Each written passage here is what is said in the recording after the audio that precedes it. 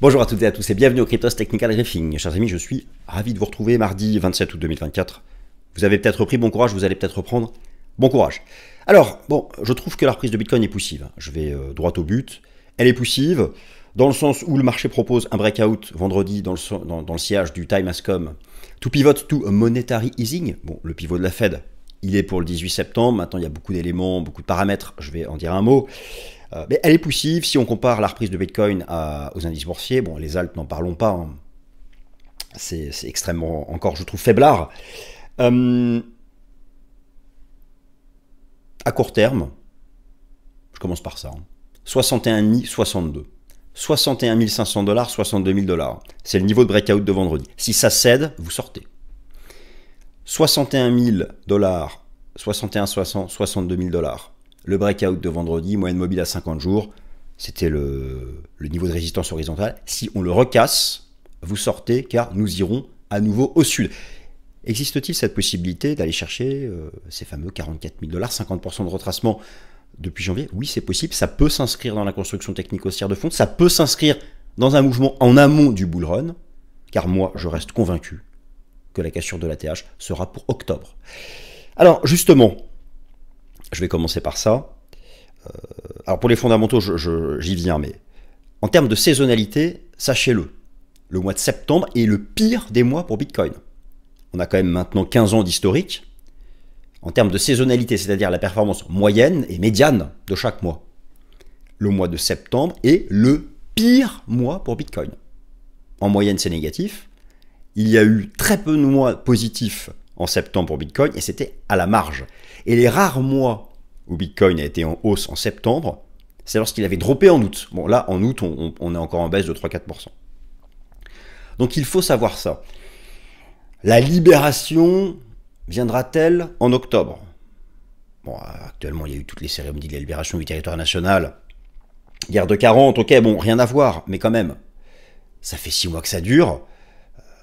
Le principe d'une libération, c'est lorsqu'on attend, ça traîne, ça traîne, ça traîne. Je sais que tout le monde attend, tout le monde attend depuis 6 mois, peut-être 7, que l'on sorte enfin de cette phase de transition latérale sous l'ATH. Donc je peux parler de libération. Eh bien, selon moi, la libération de notre cher Bitcoin viendra en octobre. Bon, alors septembre, effectivement, il n'y a pas grand-chose à attendre. Alors donc, alors oui, le pivot de la Fed, la prime de risque géopolitique, oui Vincent, le pivot de la Fed va pivoter. Du coup, pourquoi Bitcoin en profite moins que les indices boursiers, par exemple? Alors déjà, ce qu'il faut savoir, c'est que, ok, le pivot de la Fed est acquis. Reste à savoir pour quelle raison la Fed va pivoter. Il y a encore beaucoup de chiffres qui seront mis à jour d'ici là, des temps forts. Cette semaine, le PCE. Le rapport NFP le 6 août, l'inflation CPI le 11 septembre. En fait, derrière, le marché cherche à savoir s'il y aura une baisse de taux unique ou si vraiment on aura un cycle baissier des taux d'intérêt. Et pour quelle raison? Bon, moi, je reste convaincu que tout ceci, tous ces éléments finiront par produire ce que vous attendez tous, ce que nous attendons tous, cet effet bullish sur Bitcoin. Et en plus, lorsque ces éléments vont se matérialiser à l'automne, en accord avec une saisonnalité Bitcoin favorable. Donc, je vais vous dire la même chose que la semaine dernière. Soyez patient et gérez votre risque à court terme. Typiquement sur les alts qui ont tenté de se reprendre et qui se sont pris à nouveau des gamelles dimanche lundi, on est obligé de mettre des stops. C'est obligé. C'est obligé. Enfin, en tout cas, si vous faites du trading pour rentrer plus bas. Bon allez, l'introduction s'arrête là. Je vous montre tout ce que j'ai envie de vous montrer, chers amis. Donc oui, alors la partie technique, je vais y venir, mais quand je dis que c'est faiblard, voilà. Lorsque je dis que c'est faiblard, c'est que le marché a tenté de se reprendre et a notamment tenté de reprendre ce niveau des 63 500 $, qui était le prix du précédent halving, donc le halving qui a eu lieu le 20 avril dernier. Systématiquement, c'était un niveau, lorsqu'on le reprenait, ça permettait d'accélérer. Et là, vous voyez, il n'a pas tenu. La séance d'hier, non seulement on repasse sous les 63 500, et on repasse sous la SMA 200. Les reprises de SMA 200 étaient plutôt des signaux bullish, et on se souvient qu'à la fin de la vague 2, ici, on avait repris SMA 200, on l'avait testé, et c'était parti. Et bien là, on a repris SMA 200, on l'a testé, et ben non, on est repassé en dessous. Donc c'est faible. C'est faible. Il y a cette pattern. Donc vous voyez, on voit bien la pattern ici, hein, une espèce de structure espèce de structure, le niveau horizontal, si on recasse cette zone, si le marché recasse les 61,5, 62 $, qui sont donc le niveau de breakout de vendredi dernier, eh bien, le BTC redroppera à nouveau. Alors bon, là je vais trop vite en besogne, donc effectivement, time has come to monetary easing. Alors le pivot de la Fed, il est acté, il est garanti pour le 18 septembre prochain. L'idée maintenant, ce n'est pas de savoir si la Fed va pivoter, mais combien de baisses de taux. 71% de probabilité pour une baisse de taux. 29% de probabilité, je n'étais pas obligé de regarder, pour 2 baisses de taux. Ok, très bien. Maintenant, c'est un peu à s'arracher les cheveux de cette affaire. Pourquoi? Parce que vous souhaiteriez avoir 2 baisses de taux. Très bien. Oui, mais la haute finance peut lire ça différemment. Oui, mais s'il y a 2 baisses de taux, c'est qu'il y a urgence à lutter contre une récession potentielle. Et donc, dans ces cas-là, 2 baisses de taux, ça produit donc un effet baissier sur les taux obligataires du marché, bon, qui ont déjà baissé parce qu'ils sont en avance. Donc tout ça est censé produire un effet de corrélation positive sur le marché crypto, sauf si cette baisse de taux trop rapide est interprétée comme « Oula, le marché de l'emploi se dégrade », et alors là, les actifs risqués prendront cher. Sauf si nous avons scénario boucle d'or, Goldilocks, scénario idéal, 2 baisses de taux, parce que vraiment, on a une chute de l'inflation, mais que la croissance économique se maintient, là, c'est très bon. C'est pourquoi, j'insiste pour vous dire que c'est pas parce que vous avez lu partout depuis vendredi que le pivot de la Fed arrive, que ça y est, c'est bon, c'est plié, impeccable, on va bourrer tout de suite. Non. Il y a énormément de paramètres, et ces paramètres, eh bien, le marché choisira comment les interpréter en fonction des stats qui vont être publiés. Et typiquement, par exemple, ce vendredi, vous avez la mise à jour du PCE, qui est l'indice d'inflation favori de la Fed, mais qui a des composantes liées à la consommation des ménages. Donc ce qu'on a envie de voir vendredi, c'est la poursuite de la désinflation, mais en même temps une consommation des ménages, des dépenses de consommation qui restent résilientes. Donc il va falloir décortiquer, chaque chiffre va être décortiqué.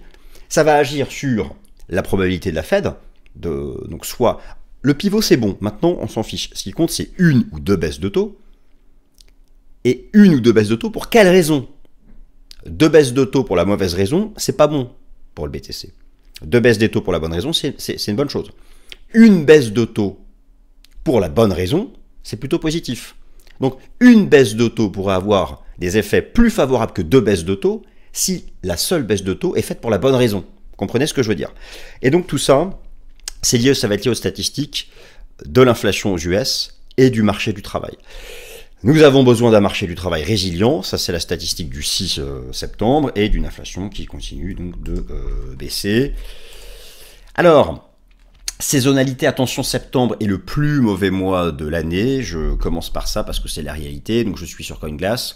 Vous avez ici la performance moyenne de Bitcoin, donc depuis 2013, ils ont pris les datas, mois après mois. Et ici, vous avez donc la moyenne par mois. Le mois de septembre, regardez, hein, vous avez tous les mois ici. Janvier plus 3 en moyenne, février plus 15, mars plus 13. Notez que cette année 2024, Bitcoin a parfaitement respecté la saisonnalité, à peu près. Les meilleurs mois étant donc concentrés en début d'année, c'est là où il avait pumpé. Ensuite, il a fait des mois moyens en accord avec la moyenne. Alors là, actuellement, en août, il est à moins 2,5.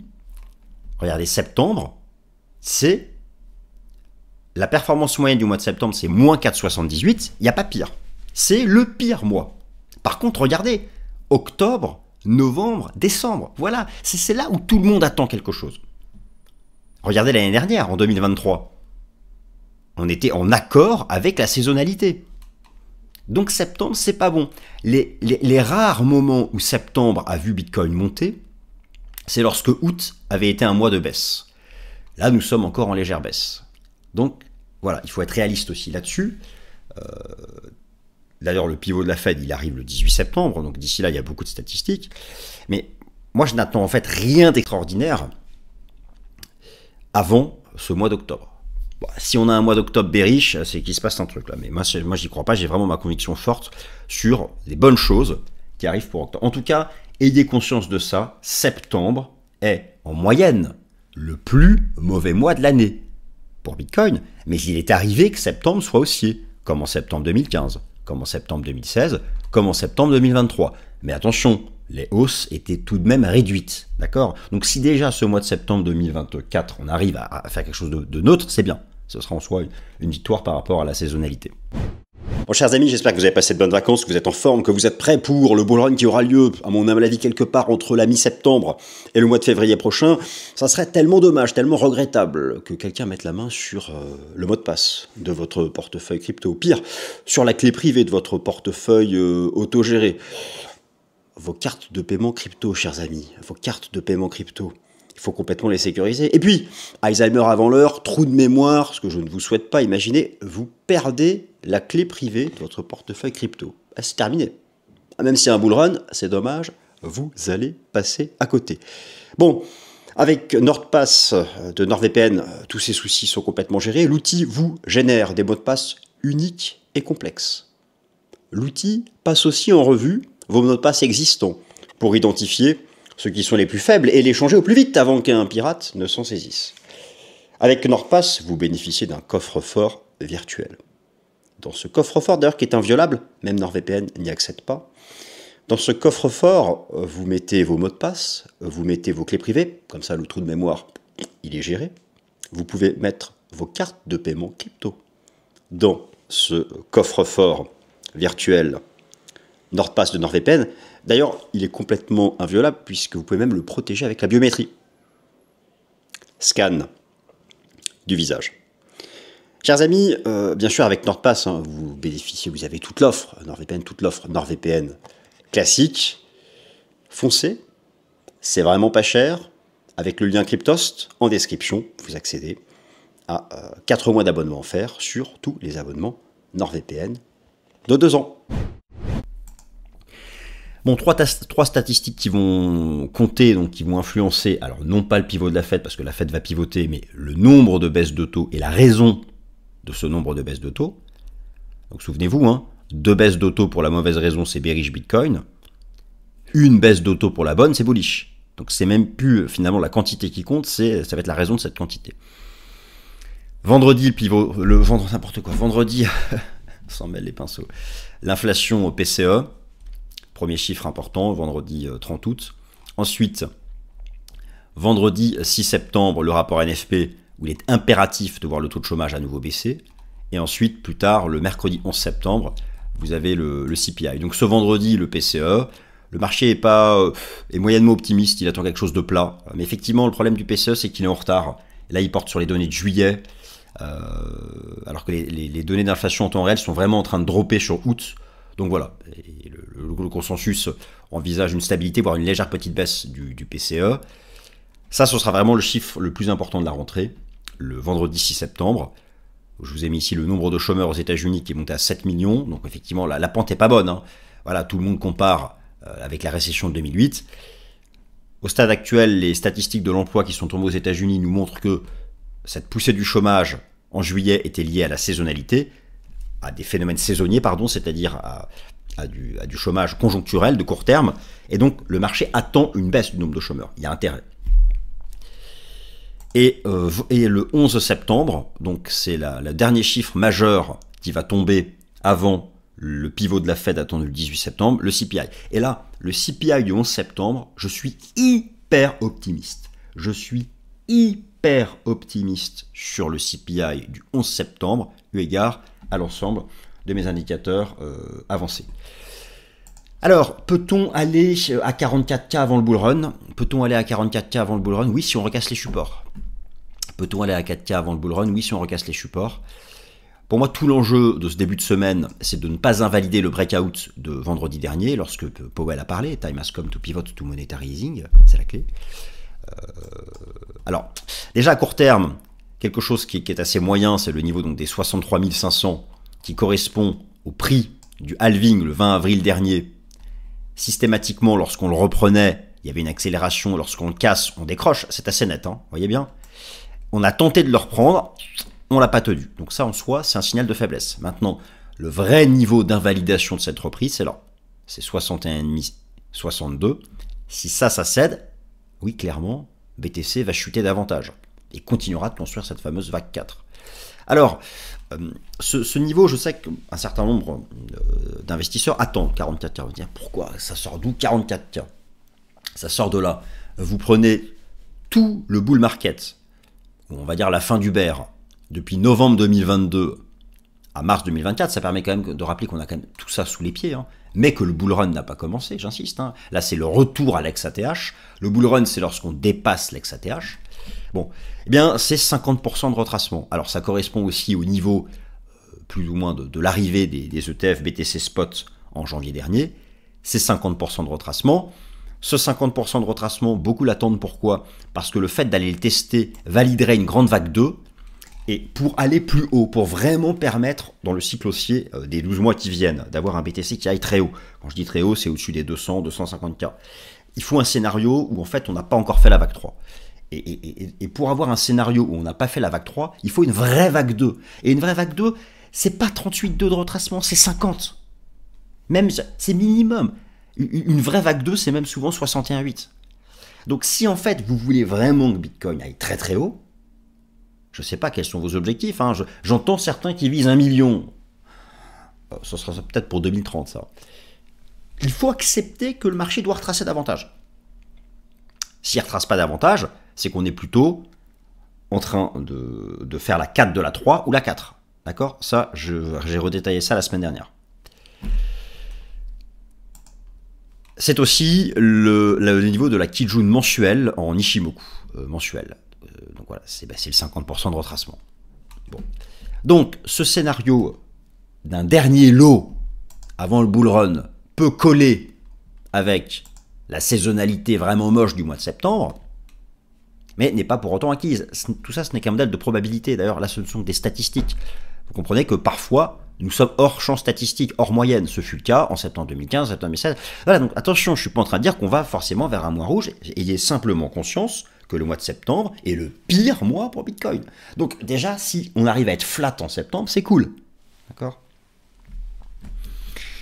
Moi, c'est vraiment octobre-novembre, j'attends tellement ces mois avec impatience, c'est les 2 meilleurs mois de l'année en termes de moyenne, c'est fantastique, on veut du octobre, on veut du novembre, si on pouvait avancer dans le futur, c'est tellement chiant de devoir encore attendre des semaines et des semaines. Bon. Donc en tout cas dans l'immédiat, c'est le niveau ici à surveiller à court terme. Donc oui, alors le marché action, je ne m'attarde pas, hein. Mais effectivement, il y a une déception, je dis, relative de Bitcoin, parce que le S&P 500, lui, c'est comme s'il était remonté à 70K. Bon, le CAC 40, c'est un peu différent, les indices boursiers européens, c'est un peu différent. Il y a une difficulté qui est que maintenant, attention, le sentiment, je suis ici sur le site de l'Association américaine des investisseurs particuliers, cette statistique est beaucoup utilisée par la haute finance. Le réservoir des acheteurs, donc on en a une lecture contrarienne, le réservoir des acheteurs est bien rempli, 51,6%. Attention, ça c'est un risque de retracement du SP 500. Et on connaît Bitcoin. Quand le S&P 500 pump, Bitcoin il pump à moitié, et quand le SP 500 décroche, ici regardez, c'était le décrochage du S&P 500, bon, on se rappelle tous ce qu'a fait Bitcoin. Donc ça c'est à suivre et il faut en avoir conscience. Alors maintenant que j'ai fait l'oiseau de mauvais augure, en insistant sur les risques, mais j'aime commencer par insister sur les risques, parce qu'il faut les accepter. Il ne faut pas s'enfermer dans un scénario, c'est bon, la Fed va pivoter, ça va remonter tout de suite, maintenant. Non. Oui, le bout du tunnel est en vue. Mais nous n'y sommes pas encore. Le fait d'avoir un bout du tunnel en vue, c'est bien, mais c'est quand même... S'il est en vue, c'est qu'on est encore dans le tunnel. Vous êtes d'accord avec moi? Donc voilà, juste encore un peu de patience et de la gestion du risque. Et maintenant qu'on s'est fait peur, enfin peur, je vous rassure, hein, j'ai un battement cardiaque extrêmement bas. D'ailleurs, je cours le Paris-Versailles en septembre, là je suis en train de m'entraîner. Rêvons un peu. Rêvons. Alors, peut-être pas sur ce cycle-là, peut-être sur l'autre cycle. Parce que donc, fin 2024-2025 bull run, 2026 bear market, fin du bear 2027, et ensuite, à nouveau, bull run, machin, et haut de cycle 2029, etc. Donc ça, c'est... On se projette. Jusqu'où? Si vous arrivez à tenir vos bitcoins encore 5-6 ans, jusqu'où peut-on aller? Bitcoin versus gold. La capitalisation boursière du gold, l'or est sur son record historique. La capitalisation boursière du gold vient d'atteindre les 17 000 milliards de dollars. 17 000 milliards de dollars, c'est le PIB de la Chine. On est devant Apple et ses 3 000 milliards de dollars, devant Nvidia, etc., etc. Et Bitcoin peut paraître bien loin avec ses 1250 milliards de dollars de capitalisation boursière. Et beaucoup disent que Bitcoin est l'or numérique, même le patron de BlackRock. Hein. Donc, voilà, je ne dis pas que la capitalisation boursière de Bitcoin d'ici 5 ans va rejoindre celle de l'or, mais imaginons simplement qu'il en atteigne que la moitié. Vous voyez, hein, il y a énormément de marge. Même la capitalisation boursière de l'argent se situe ici. Alors, si je parle de ça, c'est parce que je ne dis pas que Bitcoin va rattraper la capitalisation boursière de l'or, mais c'est qu'on peut faire l'analyse technique sur le ratio Bitcoin-Gold. Et ça, je trouve ça assez percutant. Donc l'idée, c'est que vous êtes sur TradingView, vous créez un ratio, vous faites Bitcoin sur Gold. Donc numérateur Bitcoin, dénominateur or. Si la courbe est haussière ou donne des signaux haussiers, c'est que le Bitcoin va surperformer l'or. L'or actuellement est sur un record historique. L'or est sur ses plus hauts, il est proche des objectifs long terme. Lui, l'or, il a cassé son ATH en janvier, et il a fait son accélération. Ce que j'ai observé, en fait, c'est qu'en faisant l'analyse technique sur le ratio, ça donnait des signaux plus ou moins précurseurs. Par exemple, ici, vous voyez, lorsqu'on était en octobre 2020, il y avait eu un gros signal bullish sur le ratio Bitcoin-Gold, c'était parti à la hausse. Ici, en octobre 2023, encore octobre, toujours octobre, les amis, toujours octobre. La libération viendra en octobre. La libération viendra en octobre. Moi, si je devais choisir un mois où on casse la TH, c'est octobre.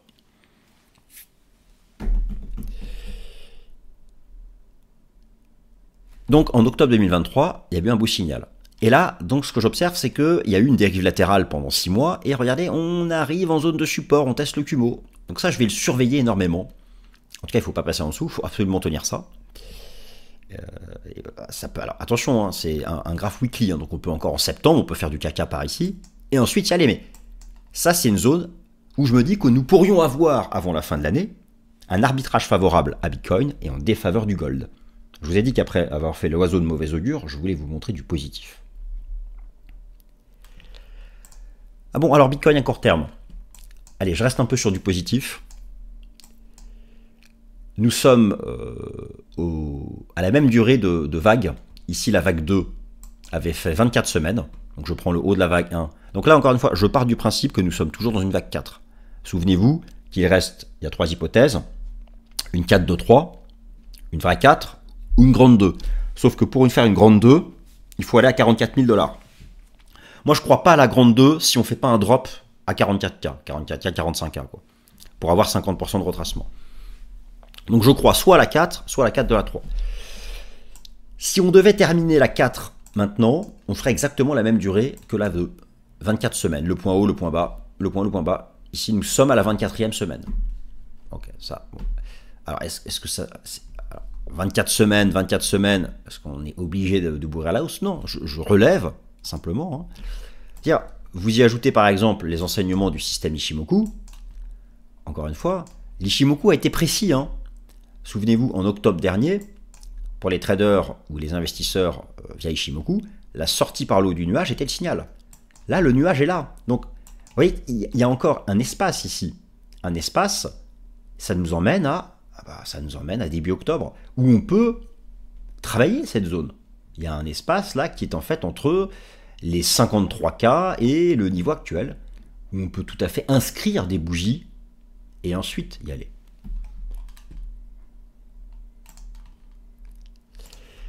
Alors, en données, ça c'était pour quelque chose de positif. Non, c'est pas sur ce graphique que j'avais relevé la semaine dernière et qui me paraît intéressant. La fameuse moyenne mobile à 200 semaines.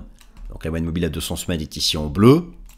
Et là, vous avez le Disparity Index à la moyenne mobile à 200 semaines, c'est-à-dire l'écart relatif entre le prix et la moyenne mobile à 200 semaines.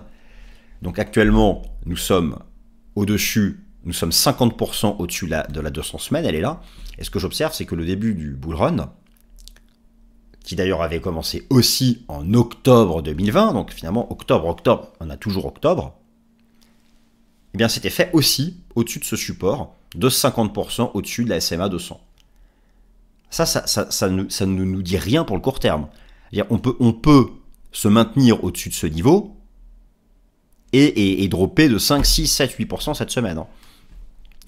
Mais simplement, voilà, nous sommes revenus sur des bases qui peuvent activer, donc en octobre, cette fameuse cassure de l'ATH. Des bases relatives. Donc c'est l'écart entre le prix et la SMA 200 qui est ici.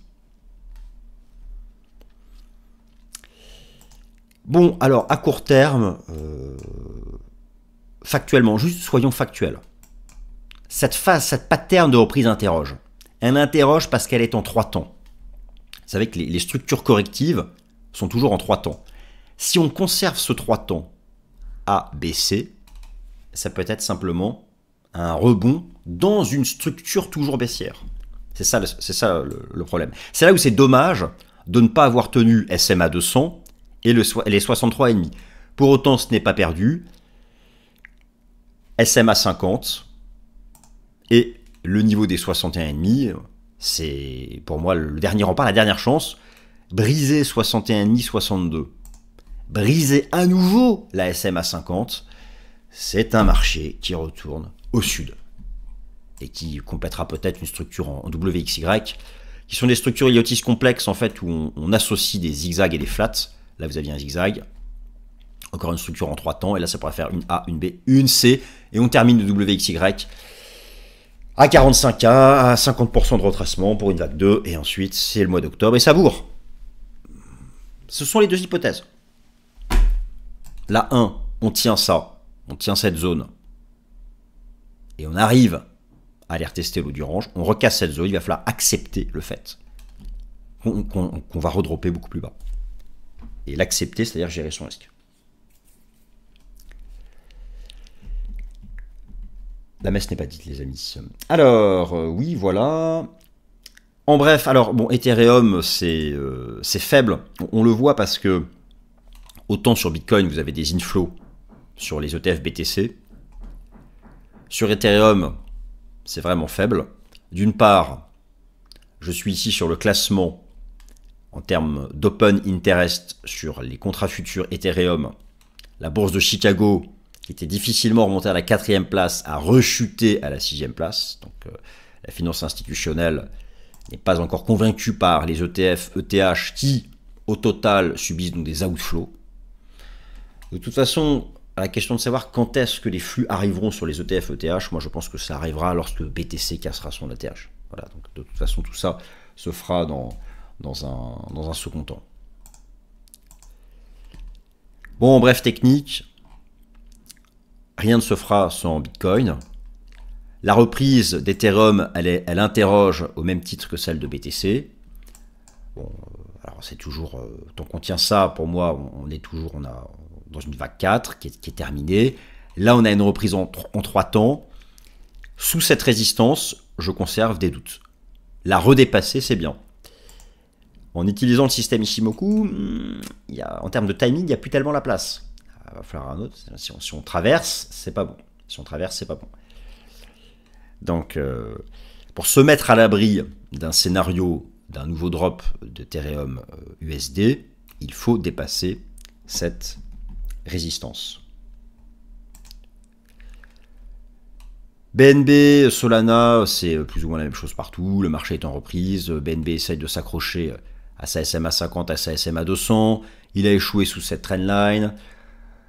Il a repris la Kijun Weekly du système Ishimoku, mais c'est un peu faiblard. Le nuage est ici, c'est un peu comme Bitcoin. Bon, de toute façon, les jetons sont tous dans la même situation. Solana a repris sa SMA 50, sa SMA 200, mais ça accélère pas. Le nuage est ici. C'est la question que tout le monde se pose. Vous prenez Bitcoin. Le nuage weekly était là, est ici. Vous prenez Ethereum, on est dessus. Vous prenez le BNB, il est juste là. Vous prenez Solana, il est juste là. Voilà. Faut-il aller tester ce support avant de repartir? Sachant que lorsqu'on a été sorti ici par le haut, c'était un signal d'accélération. C'est une possibilité. Le fameux XRP qui fait une petite reprise sympathique. Peut-il revenir chercher une sorte de structure en trading range? La partie haute du range. Bien bullish. La seule chose que je peux dire sur ce jeton, qui a une structure informe sur le plan graphique, bien bullish court terme au-dessus des 0,55. C'est un niveau horizontal important. Converge EMA 200 et SMA 200. Voilà, si je dois tenter un truc sur le XRP, si ça retrace, c'est ce niveau-là. Si on casse ce niveau, le marché redroppera, il continuera de faire ses phases de volatilité. Voilà, chers amis, ainsi s'achève le Cryptos Technical Briefing. Donc, prudence quand même.